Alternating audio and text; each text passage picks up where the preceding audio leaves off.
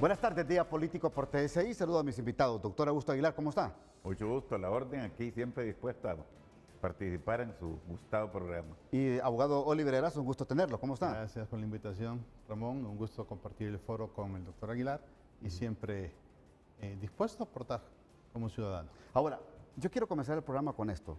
Yo creo que hay que evitar de todas formas la violencia política.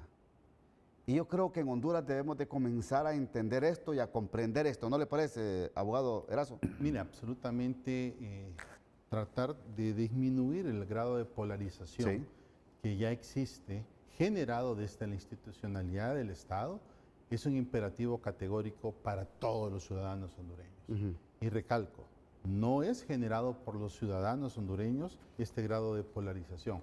Ha estado siendo generado por las instituciones del Estado, lastimosamente, siguiendo una estrategia articulada de el partido que está ejerciendo el poder de la nación, y eso es extremadamente peligroso. Para usted está generando violencia entonces libre desde el poder. Totalmente, totalmente, y es parte de una estrategia para conservar el poder, no para llegar al poder porque ellos ya llegaron al poder, sino para conservar el poder. ¿Y qué tipo de violencia? Por ejemplo, la que se está ejerciendo tratando de implantar el miedo hacia los medios de comunicación y en específico hacia el ejercicio de la libertad de prensa y el ejercicio de la libertad de pensamiento. Los ataques iracundos, semanal, y que se han venido mutando, increciendo, o sea, va creciendo esos ataques, por ejemplo, a todos los que son algunos sectores de los medios de comunicación. Y usted mira ahora el ataque frontal que tiene el sector de las Fuerzas Armadas contra el presidente del Colegio de Periodistas. Es algo que no podemos ignorar los ciudadanos hondureños y que tenemos que señalarlo de forma imperativa y categórica. El miedo no se puede apoderar de la ciudadanía hondureña ni de los factores sociales de la sociedad. Tenemos que decirlo, esa no es la forma, eso no es el método. Y, por ejemplo, la Iglesia Católica ha alzado su voz, la Iglesia Evangélica ha hecho lo propio y dicho, ese no es el camino, eso no es Honduras, eso no somos los hondureños, eso no ha sido la metodología de cómo Honduras y los hondureños hemos puesto en el tapete de la mesa social o sociopolítica cómo resolver nuestros problemas y nuestras diferencias. Es una similitud, y ya le voy a consultar también al doctor, ¿es una similitud de lo que estamos viendo de otros gobiernos de este mismo corte? Sí, lo que sucede es que cuando perteneces a una cofradía, generalmente cantas las mismas canciones y las mismas consignas. Entonces, el tema es que decíamos que nos parecíamos mucho a Nicaragua, a la Venezuela de Chávez, pero si analizas el nivel de polarización social, nos parecemos muchísimo a Colombia también. Y el nivel de sicariato, la forma de sicariato, el nivel de cómo se está o quién está ejerciendo el sicariato, que es el estrato social en los jóvenes, o sea, eso lo estamos viviendo en Honduras. Entonces, no podemos ignorar, por ejemplo, que no es que vamos a entrar a un tema de polarización que genere muertos, es que los muertos ya los estamos contando en Honduras. Si usted hace un conteo de las últimas 3 semanas, ¿cuántos periodistas han muerto? Entonces va a ver usted que si quitamos el telón de la distracción de la narrativa del gobierno, vamos a comenzar a contar muertos, y los muertos tienen nombre y apellido y no precisamente datan del golpe de Estado, datan de este periodo de gobierno. ¿Hay que terminar con esta violencia política, doctor? Sí, es necesario. Creo que el problema nuestro, como el de otros países, es un problema cultural y es multifactorial las causales de la violencia. Los partidos políticos, los dirigentes, los activistas, las instituciones, el gobierno, y, es decir, influyen en todo esto. Fíjese usted que en México, por ejemplo, la violencia política es tremenda. Allá empiezan a asesinar candidatos a los cargos de elección popular. Ha sido el ejemplo más significativo en los últimos años en América Latina. Por supuesto, en otros países también. Pero a mí me parece que esto, la solución es a largo plazo, es una cuestión cultural, del nivel educativo. Los países ejemplares en América Latina, en los cuales hemos estado en todos, son Chile, los más, diríamos, emblemáticos, Chile, Uruguay y Costa Rica. En cuanto a democracia, en cuanto a la existencia de una democracia que no implica violencia, en donde los ganadores y perdedores en cada evento electoral a las 10 de la noche se están saludando y ofreciéndose colaboración, donde las descalificaciones, los asesinatos y toda clase de agresiones pues no se dan, y si se dan, pues serán Ahora, casos particulares. ¿esto se recrudece en Honduras más hoy o es un patrón de los últimos gobiernos?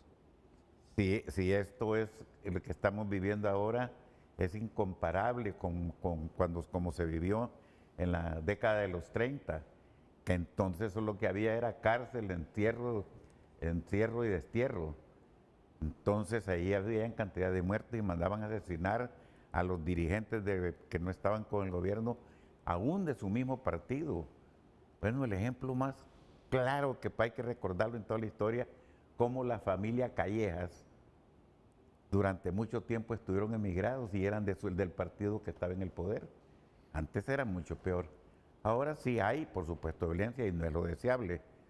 Todas las instituciones debemos involucrarnos en eso, especialmente, como decíamos, la parte educativa, tanto en los partidos como en el sistema educativo. Oliver dice que es el partido que está en el poder en estos momentos quien está incrementando esta violencia política.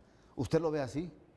Sí lo veo en parte, no voy a creer que no lo está haciendo, pero también por parte de la oposición, ahí responden y hacen también muchos actos que son hostiles, que son agresivos, que hay violencia por parte de todos. Esto es general, no podemos focalizar o señalar solamente a un factor.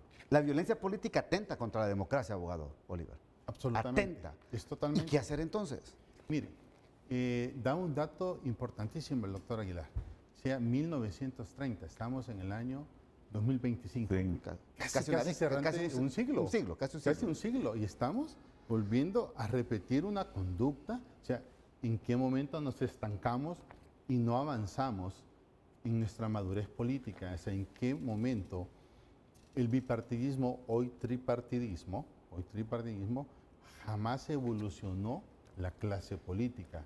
No evolucionó, no maduró, no adquirió esa adultez. Mira qué interesante. Donde pueden sentarse a discutir en el escenario, en el campo de la batalla de las ideas y de la construcción de una democracia de calidad, no de una democracia que esté sustentada en el pleito, en el grito y en la quema. Y digo en la quema porque en los últimos años usted lo que ha visto es un poder legislativo pirómano. ¿Ya?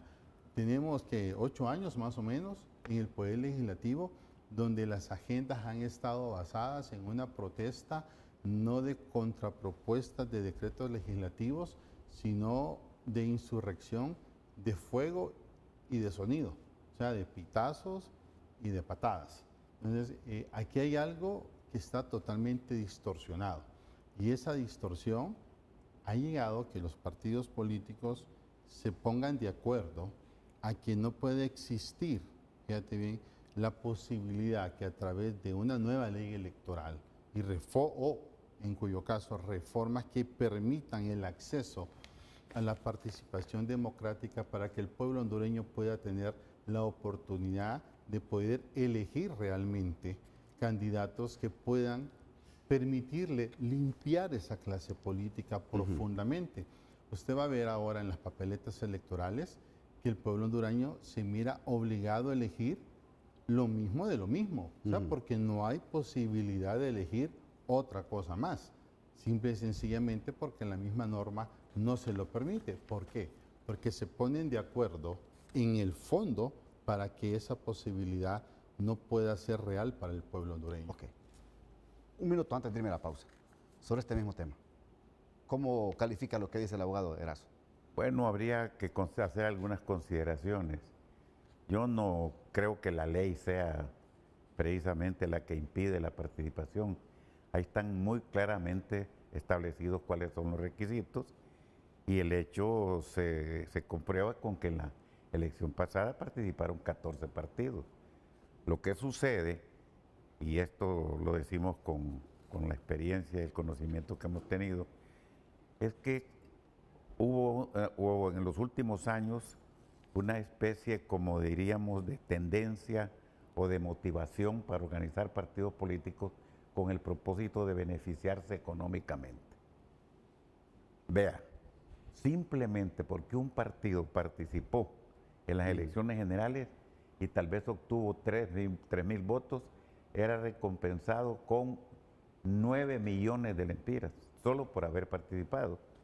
Aparte de tener un diputado al Parlamento Centroamericano, solo por haber participado. Y aparte de eso, la venta de las credenciales que se hizo como una costumbre. Entonces, era un negocio. Ahora hay más restricciones y se está aplicando la ley y por eso es que se ha reducido a los 5 partidos. Voy a la primera pausa y cuando regresemos aumentó el valor del voto. Le cuento, ya sabía usted, ¿verdad? Sí, sí. Y ese fue el desayuno de hoy. Ya regresamos aquí en Día Político. La resolución del Consejo Nacional Electoral en cuanto al valor del voto es que pasa de 39 lempiras a 43.25 de lempiras el valor. El valor de 39 en primarias, ahora el valor de las elecciones generales será de 43 lempiras 25 centavos. Los techos de financiamiento o los límites de gasto en campaña electoral en el nivel presidencial se mantuvieron los mismos techos. 508.588.773 lempiras. La carga electoral 5.879.639. Y así va desglosándose también en el nivel de diputados. ¿Cómo lo ve?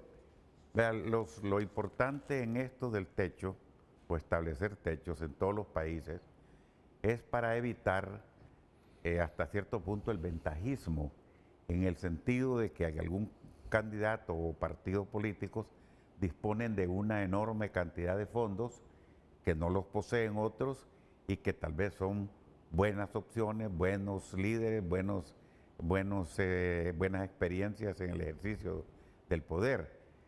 Ese es el propósito del establecer techos para que de cierta manera haya equidad. Ahora bien, el precio que se ha establecido por cada voto, es importantísimo recordar esto, Matute. Sí. La deuda política, hasta en las elecciones pasadas, se pagaba el 15% del más votado. Por ejemplo, el Partido Nacional tuvo 1 millón de votos. El precio del voto, que para entonces creo que andaba por los 50 y pico, o casi a los 60 lempiras por voto. Entonces le correspondieron 60 millones. Pero de ahí se le daba el 15% a cada uno de los partidos por solo haber participado. Recibieron 9 millones cada partido, solo por el hecho de haber participado. Y aparte, como le decía, de la venta y trasiego, préstamo de credenciales, más un diputado al Parlamento Centroamericano, que ahora ya no existe eso, porque el Parlamento modificó su legislación por una parte y ahora es según la cantidad de votos que obtenga, así tendrá derecho a diputados. No es automático, por una parte. Y la deuda política, importantísimo, de acuerdo a la ley vigente, ya no se va a pagar porcentaje, sino que por voto obtenido. Si 1.000 votos obtiene, por esos 1.000 votos sí, se estaría pagando. Ya no se le va a quitar el 15% que se le quitaba al partido que más sacaba y que ganaba elecciones. Eso desaparece. Ok, sí. pero incrementar el valor del voto en una economía tan, perdóneme la palabra, pero tan raquítica que tenemos con malas políticas de captación de recursos nacionales y más bien nos enjaranamos más con el mercado externo e interno y incrementando más el valor de un voto, yo creo que esto es lo que llama la atención. Mira, habría que ver y lo platicábamos con el doctor Aguilar, habría que ver cuáles eran los criterios o cuáles fueron los criterios. ¿Será que aumentó el costo del voto como tal? El tema del valor, los criterios para los pliegos de licitación, impresión del voto, o únicamente en relación a lo exterior Sí. para calcular el tema de la deuda política. Lo cierto es que la democracia es cara y los hondureños sabemos que nuestra democracia es cara y cada vez va a seguir siendo cara. Es el modelo político más caro que hay y por eso es que debemos de cuidarlo y debemos de estimar el gran esfuerzo que hace el pueblo hondureño en el tema de la democracia. O sea, no es fácil, por eso que tenemos que apostar a que se abra el abanico de participación de la democracia desde su instrumento normativo y tanto cualitativo como cuantitativo. O sea, el tema de democracia en Honduras sí es una cuestión sumamente sensitivo. ¿Ya? Y si lo miras desde el punto de vista económico, es muchísimo dinero el que está en juego. O sea, si lo miras en cantidad presupuestaria, cualquiera diría, es grosero que gastemos tanto dinero Sí. para un proceso electoral cuando hay temas sensibles de nación donde se podría estar destinando esos dineros. Otra gente dice, ¿cómo es posible que les paguemos el vicio a los políticos? En el tema de las elecciones internas, por ejemplo, estarles pagando procesos de elección interna a los políticos. Ese es otro tema que es bien discutible, ¿verdad? Y es bien discutido. Entonces, pero por igual, o sea, y todo sube, y como decía el doctor Aguilar en su momento, que lo discutíamos, o sea, todo sube y es difícil que baje. Ahora, en el 2021 sacaron del ruedo político 5 partidos, ¿verdad? Sí. Correcto. Hoy sacan otros 5 partidos. Sí. Ve usted, en vez de disminuir el valor del voto, porque ya otros partidos no van a tener deuda política, más bien le aumentan. Entonces, ¿qué dice la gente que interpreta estos temas? Que el tripartidismo otra vez se pone de acuerdo para poder acaparar la mayor cantidad de recursos de la deuda política. ¿Sabe cuánto aprobó el Congreso Nacional? 277 millones de lempiras para el pago de deuda política. Doctor. Sí. Bueno, ahí se mantiene más o menos. Esa es la cantidad aproximada que se ha pagado siempre. Recordemos que con eso de que se rebajó el 15%, allá hay un gran ahorro, un enorme ahorro. Si a 10 partidos se les deja de pagar los 9 millones, estamos hablando de 90 millones menos. Y ahora van a participar de acuerdo a lo que por lo menos en este momento el sorteo se hizo con 5 partidos. Y la vez pasada fue con 14, salieron 5 y se iban, no sé, parece que no lo lograron, a inscribir 2 nuevos.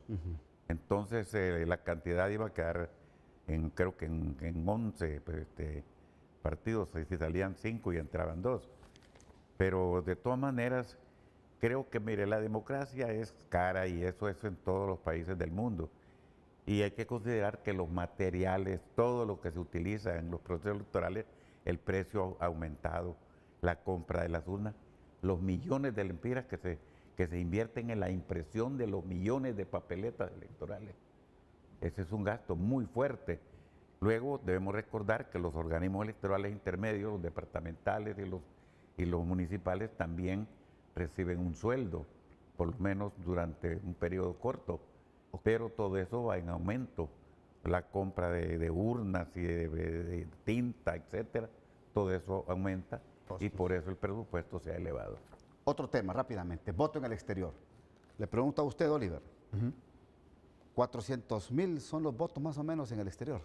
Por ahí se habla de que podrían ser los que pueden ejercer el sufragio. ¿Habrá algún tipo habrá algún mecanismo para manipular y, como dicen algunos por ahí, de provocar fraude utilizando este voto en el exterior? Mire, a mí me causa varias preguntas. ¿Hace cuánto tiempo no celebramos elecciones en el exterior? O sea, ¿hace cuánto tiempo no ha sido efectivo el voto en el exterior? Es la primera pregunta que me asoma. La segunda, realmente tenemos casi 2 millones de hondureños migrantes solo en Estados Unidos. ¿Cuántos de esos tiene el Registro Nacional de las Personas realmente censados con su debido tarjeta de identidad o documento único de identidad, con su domicilio realmente exacto en Estados Unidos de Norteamérica, realmente censados, o sea, que haya un censo real, serio? No tenemos información. Yo personalmente no he tenido acceso a esa información. Entonces da lugar a mucha suspicacia, da lugar a señalar, a advertir escaramuzas de fraude de fraude monumental. ¿Por qué? Porque cuando usted no tiene información seria de la institucionalidad, entonces, y cuando la institucionalidad comienza a dar señales de debilidad, a dar señales no de certeza jurídica de lo que es su responsabilidad, y los hondureños que están en el exterior señalan esas debilidades y constantemente, semanalmente, están denunciando que no es cierto lo que dicen los consulados, porque dicen aquí no funciona la máquina impresora de los pasaportes, aquí el consulado pasa cerrado, aquí no nos entregan las tarjetas de identidad, mire, y te mandan los videos y suben los videos de los hondureños haciendo cola y que no les entregan las tarjetas de identidad. Entonces usted dice, bueno, y aquí las autoridades dicen que son los hondureños los que no pasan a recoger sus documentos de identificación. Entonces, ¿quién está mintiendo? Cuando la inmediatez de los medios de comunicación, donde aparecen los hondureños con los consulados cerrados y que no los atienden, los está viendo casi 10 millones de hondureños. Entonces, tenemos la capacidad para celebrar ese voto en el exterior. Es de esas preguntas que debemos de aclarar y darle una respuesta con certeza sólida a la población hondureña. Me tengo que ir a la pausa y me contesta la misma pregunta a usted, doctor Augusto Aguilar. Ya Con regresamos. gusto. Continuamos en Día Político por TSI. Por favor, doctor Aguilar, sobre el mismo tema del voto en el exterior. Sí, vea, hemos realizado 6 elecciones en el exterior. La primera fue el 2001. Y en todas realmente no ha sido un éxito, por muchas razones, pero la principal, por lo menos a mí me tocó viajar a algunas ciudades de Estados Unidos para organizar las mesas electorales en aquel tiempo, ahora juntas receptoras de votos. Se organizaban tal como que si estuviéramos en Honduras, se constituía un consejo y luego la integración de las mesas con representantes de los partidos políticos. No debemos olvidar que el voto en el exterior solo es para el nivel presidencial. Correcto. Y solo en las generales. Pero la mayor, diría yo, la mayor causa, puede ser varias, es que los hondureños en el exterior no están tan interesados en el aspecto político de Honduras. Recordemos que esta gran parte de los que emigran es por problemas económicos, por problemas de persecución, de seguridad, de amenazas, de extorsión, etcétera, etcétera. Entonces pareciera que no hay mayor interés. Fíjese que la primera vez que se hizo la elección, hasta se envió un equipo de personas del Registro Nacional de las Personas a levantar un censo. Esa primera vez se inscribieron alrededor de 12,000 personas, pero solo votaron 2,000 y fracción en el día de las elecciones. Y hubo alguna elección, cuando yo estuve en el tribunal, que apenas llegaron a 1,000 votos en todas las 6 ciudades en que se aplicaba. De tal manera que hay muchas causas. Tal vez, y eso quedó, que está en la ley, que tal vez implementando un sistema diferente de votación como lo tienen los Estados Unidos y otros países. Bueno, ya nos vamos. 30 segundos para que se despida, por favor. Bueno, el pueblo hondureño debe tener esa conciencia ciudadana, que debemos de cumplir nuestro deber constitucional de ir masivamente a ejercer el sufragio el día de las elecciones generales. Es nuestro compromiso frente a la nación, frente a la República. Doctor.